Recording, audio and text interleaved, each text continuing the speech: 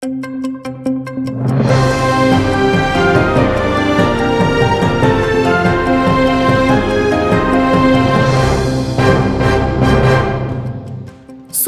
результативно відпрацьовані цілі. В ніч на 11 серпня українські дрони атакували військові та енергетичні об'єкти в Криму і на тимчасово окупованих територіях на півдні України. Як повідомив командувач Сил безпілотних систем Роберт Мадяр-Бровді, серед уражених об'єктів російський зенітно-ракетний комплекс Бук-М3, склади боєприпасів та матеріально-технічного забезпечення, суховантаж із російського тіньового флоту в акваторії Чорного моря, а також енергетичні вузли та об'єкти інфраструктури окупантів. Тим часом на суверенній території РФ від українських ударів горів логістичний хаб Вайлдберріс у Воронезькій області. В Оренбурзькій уражено нафтопереробний та механічний заводи в Орську. Масований наліт безпілотників зафіксували у напрямку Московської області. Місцева влада та мешканці інформували про роботу ППО та вибухи на підступах до російської столиці. Крім того, повідомляли про пожежу на Комсомольському НПЗ у Хабаровському краї.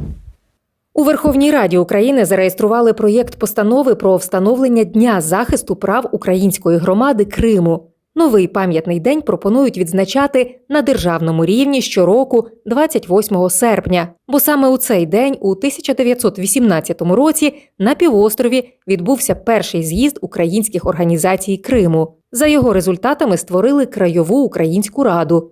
Попри те, що Крим тоді не входив до УНР, місцева українська громада активно вимагала та виборювала приєднання півострова до України. Утім, нинішня постанова викликає чимало запитань.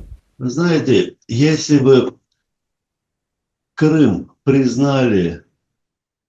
Знаєте, якби Крим визнали частиною Росії, тоді б виникло питання про законодавчі акти України по захисту прав української громади. Але Крим є невід'ємною частиною України, і сама постановка в такому вигляді, вона абсолютно недоречна. Я дуже категорично ставлюся до такого підходу. В цілому, здається, ніби ті, хто рухає цей законопроєкт, вони готуються до віддачі Криму у склад Росії. Віддачі Криму в состав Росії.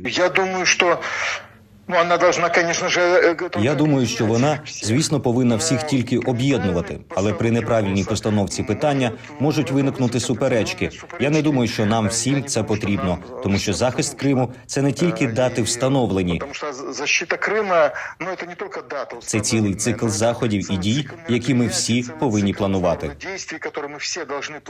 Коли було обговорення, я трохи спробував дискутувати по цьому питанню за, скажімо, ініціаторами цього рішення. Я не знаю, з якою ціллю Верховна Рада сьогодні повернулася до цього питання, але якщо є ініціатива людей і чомусь вони потребують додаткового захисту, будучи тут, скажімо, в Україні українцями і потребують додаткового якогось, я не знаю, захисту своїх прав в окупованому Криму, на сьогодні, мені здається, це дуже дивне рішення.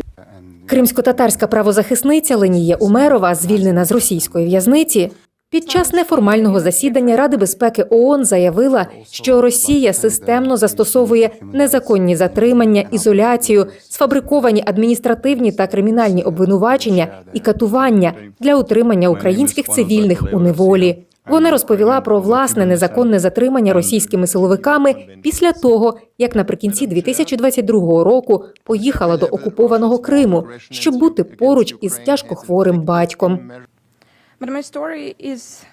Те, що сталося зі мною, є частиною системи.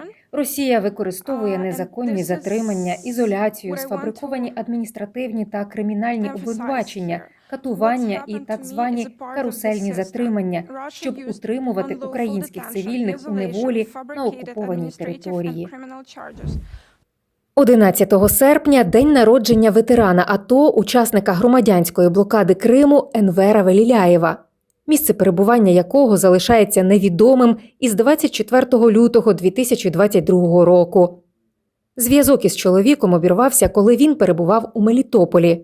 Уже понад 4 роки родина Енвера шукає його у різних СІЗО, в'язницях і колоніях Росії, а також у місцях позбавлення волі на окупованих територіях України. Дружина написала заяви у всі можливі державні та міжнародні інституції. Однак досі жодної звістки. І я також вже в цьому році подавала знов до Комітету Червоного Хреста і до Верховного комісара ООН з прав людини. Вже пройшло майже 3 місяці, я ще не отримала ніякої відповіді. Тобто він залишається досі в статусі безвісти зниклого, а ми, родина, діти, онук, мати його, ми його досі чекаємо і будемо чекати, так як ми вважаємо його живим і хочемо бачити його вдома. У Міжнародний день корінних народів світу 9 серпня у Києві відбувся захід, присвячений корінним народам України – кримським татарам, караїмам і кримчакам. Адже сьогодні, коли Крим перебуває під тимчасовою російською окупацією, особливо важливо говорити про його корінні народи, підтримувати їх та передавати їхні традиції наступним поколінням. Корінні народи України мають дуже багато проблем, їм треба допомагати, але найголовне, що сталося трагічного от ці останні 12 років, це те, що їх земля, де вони народилися, де вони сформувалися, а це Крим, караїми, кримчаки, кримсько-татарський народ, їхня батьківщина Крим, вона окупована. Він окупований Російською Федерацією. І тепер, коли ми говоримо про ті чи інші дуже важливі питання, пов'язані з розвитком корінних народів, ми на перше місце пріоритеті ставимо питання деокупації, питання фізичного виживання, збереження корінних народів України, воно далі нам дозволить вирішувати всі інші питання.